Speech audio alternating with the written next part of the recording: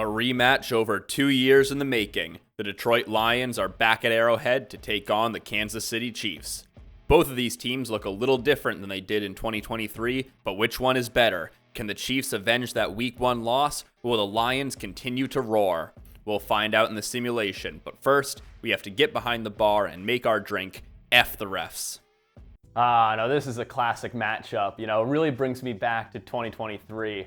I remember watching that game so vividly. I had just graduated from MSU, moved down to DC. I was watching it in my old apartment with my nightmare of a roommate. And honestly, I think she believed more in the Lions than I did at that point. I still had a bit too much of that same old Lions trauma clung to me to really believe. And it wasn't until that clock hit 0 that I was like, holy shit, we actually did it. For better or for worse, neither of these teams are what they were in 2023, but we'll see how this matchup shakes out in the simulation. First, we got to meet Detroit's representative for this cocktail, the Detroit Brown. Now, the Detroit Brown is an interesting drink, but not because of its recipe. The drink is pretty basic. It's a 2-ounce pour of whiskey, topped off with Vernor's ginger ale, and a couple of dashes of Angostura bitters added in for good measure. Now, technically, yes, you can make this drink with whatever ginger ale you have on hand, but in my opinion, it really does have to be Vernor's, because without it, this just isn't a Detroit drink. For those of you not from the mitten, Vernor's is the oldest surviving ginger ale in the US, dating back to 1866 when Detroit pharmacist James Vernor was selling it on Woodward Ave in downward Detroit. And for 100 years, Vernor's was made, bottled, and distributed from Detroit until 1966, when a whole bunch of mergers and acquisitions started going down, ultimately ending up with Keurig Dr. Pepper owning the brand in the modern day. However, Vernor's is still deeply tied to Michigan, as the main bottling plant for it is located in Holland, Michigan. Now, as for the Detroit Brown, I can't pin down an exact date for its origin, but I can say with confidence that it comes to us from Cafe de Mongo in downtown Detroit sometime before 2018. I know that because in 2018, Kate Bolt of Living Lark made a blog post with this drink's recipe, citing Cafe de Mongo as the origin.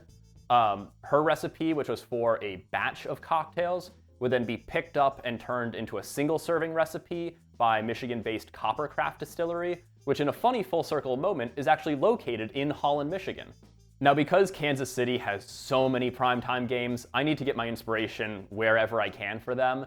And as a Lions fan who's been on the wrong end of so many fouls throughout the years, it only feels right that I use Bruce's Bitters custom drink for the Chiefs, the Personal Foul. This was a drink that he made for the Super Bowl last year, and it honestly sounds like a lovely creation. Elderflower gin, lime juice, lemon juice, triple sec, and simple syrup, all topped off with 7-Up. Now, if that recipe sounded familiar at all, congrats, you've really been paying attention. Indeed, his cocktail is his own custom spin on Kansas City's Week 1 representative, the Kansas City Ice Water. Not much more to say on the drink side of that, but he did do a really cool job on the garnish for it, turning a lemon peel into sort of a lemon flag, which I will be trying my best to recreate with this drink. Fuck the refs. Now, credit where credit is due, the name for this drink comes courtesy of the one and only Brandon Perna, so check out his channel if you want absolutely unhinged football content. Honestly, these two drinks fit together really naturally, and they gave us a pretty simple spec. So we are going to start off with 2 ounces of rye whiskey, keeping that nod to the Detroit Brown. Whew. Go, nice strong pour of that right there. Follow that up with 1/2 ounce of our lemon juice.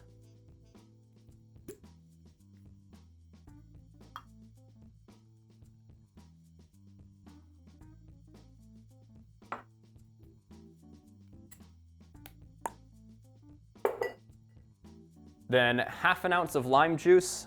And I gotta do this one fresh because I am out of tiny little bottles. I really do need to get more of those. All right, toss that in the shaker. And then finally, 1/2 ounce of triple sec. I've got Cointreau on hand, so that is the triple sec I am using. But in this drink, I don't think it makes a huge amount of difference which one you choose to use.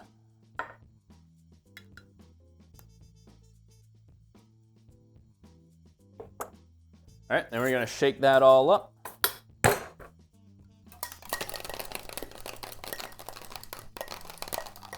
All right.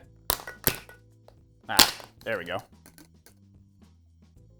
And then we're going to strain that into our waiting rocks glass. Lovely little color right there. I'm glad I didn't add a cube, because otherwise I might not have enough room in this drink. And then finally, top off with your Vernors. I don't have a hard spec on how much of this to use, just, you know, an amount that feels right. There we go. And that right there is our F the Ref cocktail. Let's see how it is. Woo! Oh, wow. Oh, okay. There is a lot more interplay of flavors than I expected to be going on in this drink.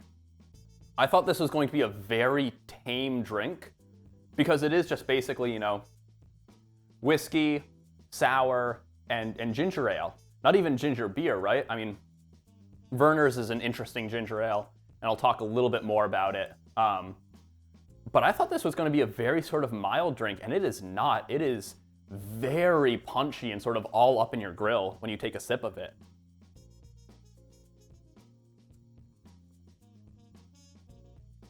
Wow.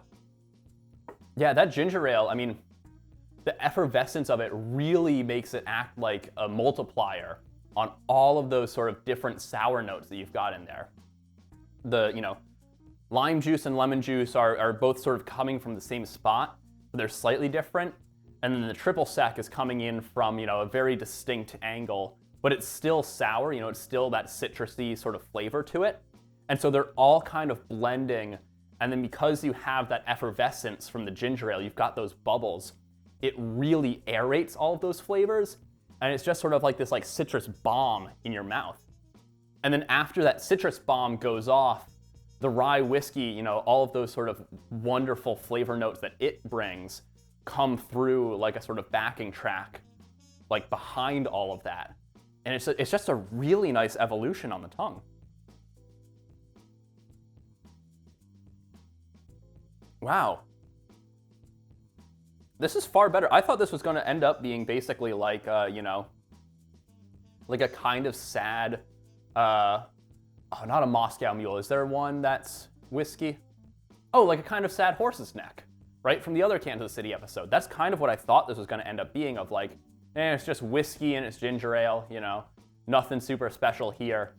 But that addition of all of that sour, right? There's basically as much sour in this drink as there is whiskey in it, really changes the flavor profile of this drink and turns it into something far more interesting. Speaking of the Vernors, I mean, this ginger ale, in my opinion, it's a little bit on the sweeter side as far as ginger ales go. It's not like one of those like craft ginger ales that's like really sort of bone dry, but it's also not like your, you know, like Canada Mist, not like your Canada Dries, which are going to be sort of super sweet and syrupy. It's sort of right in the middle in terms of sweetness level. And I can't tell because it doesn't say on the actual can, like it doesn't list it as an ingredient. But considering, you know, its origin as a pharmaceutical type of ginger ale, it feels like there's something sort of like quinine-y in it. Like it feels like it's got some sort of medicinal bite to it beyond just the ginger. And I think that plays really well with the sort of flavor profile that you've got in this drink.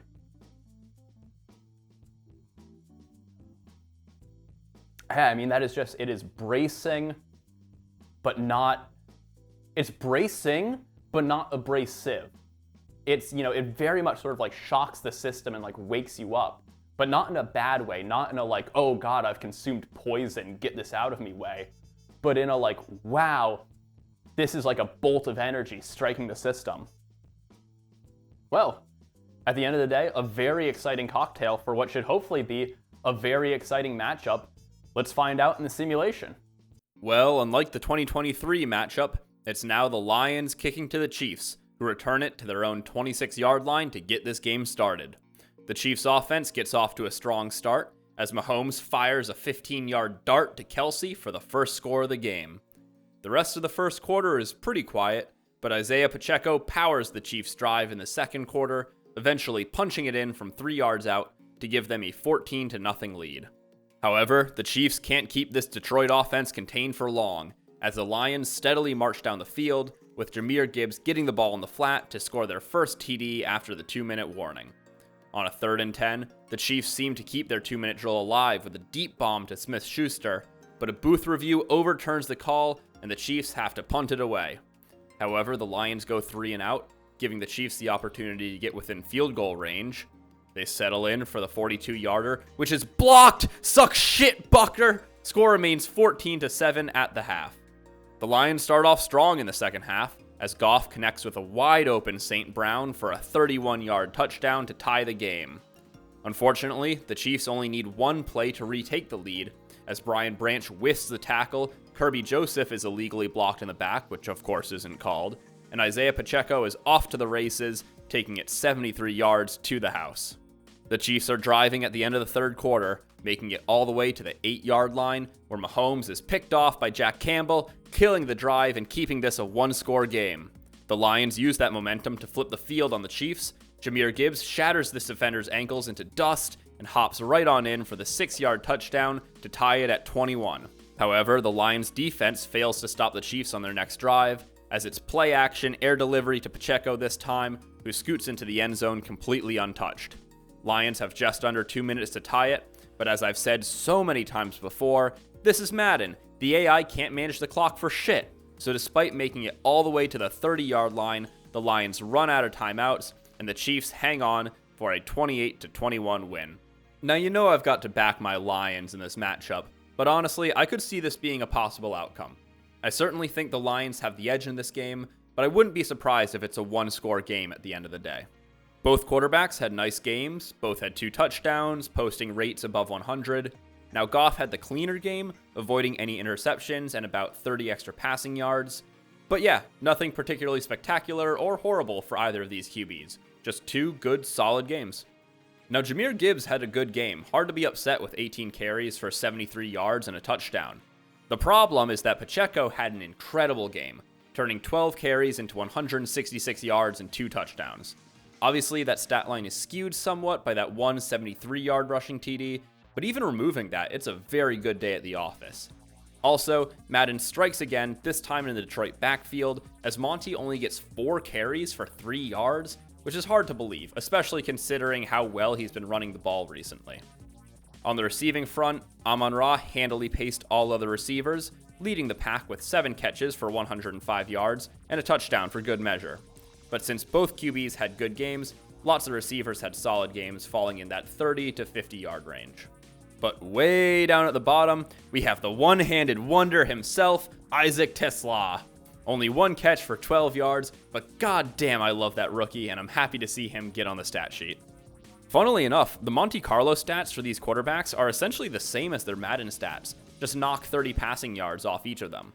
Jahmyr Gibbs also had a very similar game in this sim to his Madden performance, while Pacheco only had a third of his rushing yards.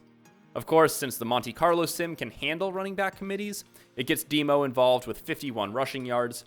Nothing super crazy on the receiving side of things, Amon-Ra still leads all receivers, and TeSlaa still gets his catch. As you may have inferred from those stats, the Monte Carlo sim definitely skews towards the Lions, as the most common outcome is a 21-14 Lions victory. Of course, because there are so many possible outcomes in the simulation, the margin of victory comes down a bit when you average all 10,000 games, resulting in an average final score of Lions 23, Chiefs 18.